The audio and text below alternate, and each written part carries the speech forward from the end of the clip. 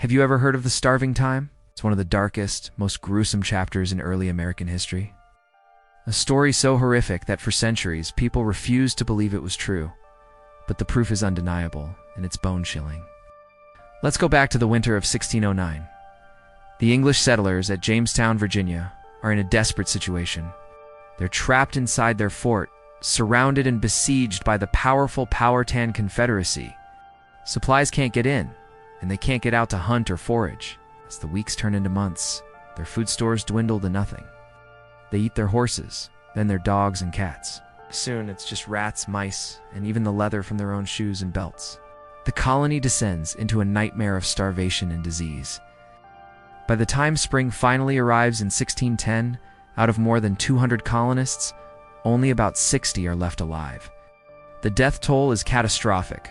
Over 80% of the population gone. For hundreds of years, whispers and written accounts from survivors hinted at something even more terrible. One leader, George Percy, wrote of a world of miseries, describing how the starving colonists dug up corpses from their graves to eat. He even recorded a case where a man murdered his pregnant wife, salted her flesh, and consumed her before he was discovered and executed. Another survivor, Captain John Smith, also wrote about these acts of survival cannibalism.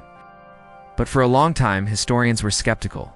It sounded too sensational, too much like propaganda to discredit the colony. Was it just an exaggeration, a dark rumor, to stain the reputation of these early settlers? The general consensus was yes, it probably was. There was no hard proof, just these unsettling stories. That all changed in 2012. Archaeologists excavating the original Jamestown fort made a discovery that sent shockwaves through the historical community. In a cellar, mixed in with butchered animal bones and other kitchen trash, they found human remains. They belonged to a 14-year-old girl, as they nicknamed her Jane. What they found on Jane's bones was the definitive, horrifying proof they'd been looking for. This wasn't a proper burial. Her body had been discarded like garbage. Forensic anthropologists, led by the Smithsonian's Douglas Owsley, examined her skull and tibia, which is the shin bone. The analysis was shocking. Jane's skull had clear, distinct cut marks.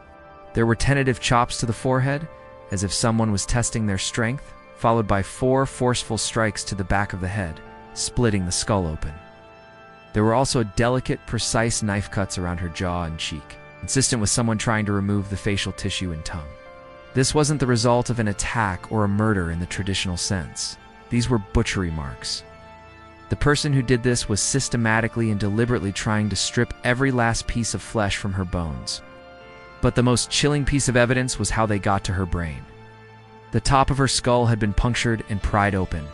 The brain is rich in calories and nutrients, and in a state of absolute starvation, it would have been a valuable source of food.